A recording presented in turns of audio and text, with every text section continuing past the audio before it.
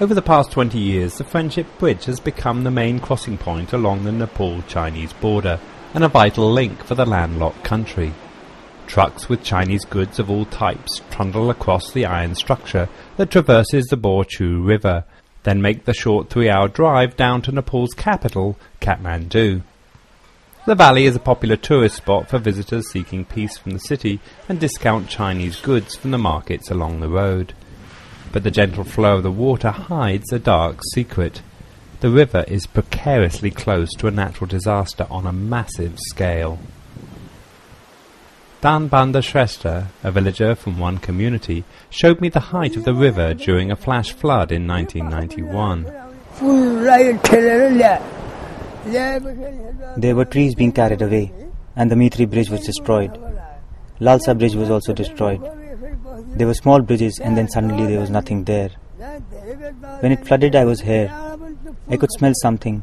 We went to see the bridges, and we could see the water rising above them. There was a lot of water, and you could not see the road. We are all afraid of death. We don't know what will happen. Flash floods from rainbursts are common during the monsoon season and frequently claim lives. But a greater risk comes not from the rain, but the melting glaciers high up in the Himalayas.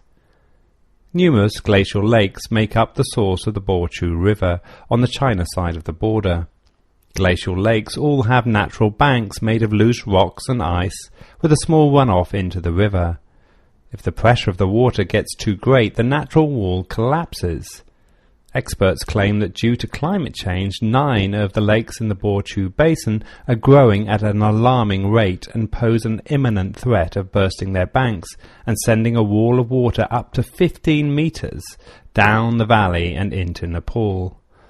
In mountainous communities such as Nepal, Bhutan and western China, the threat of such floods increases as glacial lakes grow with a warming climate.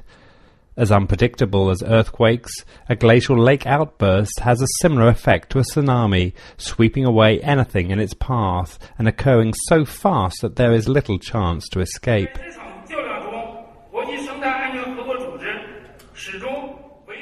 In a conference organised by mountainous countries to discuss the problems caused by climate change, I met Director of the International Eco-Safety Cooperative Organisation, Professor Jiang Mingjun. Later in Beijing, I caught up with him and asked what the threat was to Chinese communities.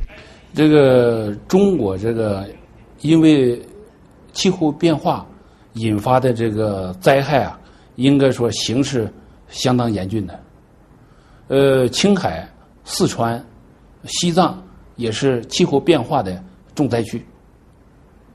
最近呢，国家发出了这个灾害预警，实施灾害预警也是中国政府近几年所关注、所重视的一个主要课题。The last glacial outburst flood in the Boqu Basin happened in 1981, sweeping away people, houses, bridges and businesses.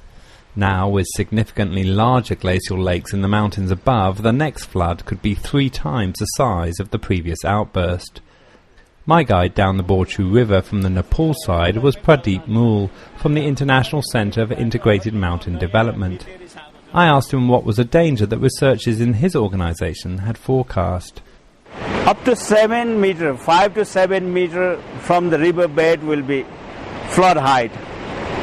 And discharge is here at the Friendship Bridge here. In 1981, more than 5,000 cubic meter per second.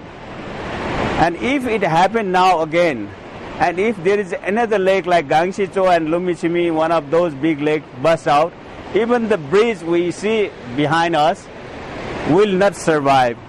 Because that lake, if it bursts out, it will be much higher than the 81 flood scenario, 10 meters higher than the 1981 flood scenario. The floods are nothing new, and for centuries communities living along the banks have taken precautions, building their homes high in the hills above the floodplains. In 1981, remarkably, only 5 people died in spite of a 5-meter wall of water travelling down the valley. As trade between China and Nepal has soared, so communities along the road that runs down the valley have also grown. New homes, businesses and even schools now populate the dangerous floodplains. The Integrated Center for International Mountain Development estimate there are more than 10,000 people living within the disaster zone and around $184 worth of property. Walking along the river, I came across a small community at Norkilla, where I asked Devi Maya Tamang whether she was aware that her home could be swept away at any time. We are afraid to travel when it floods during the summer, but we are careful. The floods are very unpredictable. They can come during the day or night, just like weather. I've heard about climate change on the television, but I'm hearing that the river is also getting dirty. But we have so many things to do and we just don't have time to find out more about this.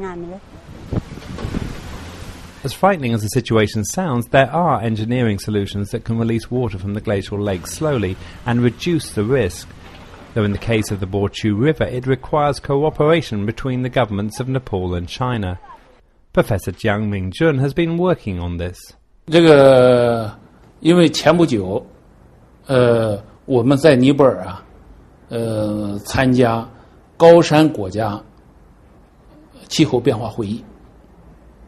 那么在这次会议上，就与会各国就提出了如何开展国际合作来应对气候变化，尤其就中国和这个尼泊尔边境。The Boqu River is just one of many rivers that cross the Chinese-Nepali border, as well as many more within the borders of the two countries, with a growing risk of a glacial lake outburst. With thousands of lives and millions of dollars of property at stake, the question remains whether those tasked with setting up the early warning system and releasing the water pressure on the glacial lake banks will be able to complete the task before a disaster on a much larger scale than we've seen before is unleashed. This is DJ Clark in Kathmandu, Nepal for China Daily.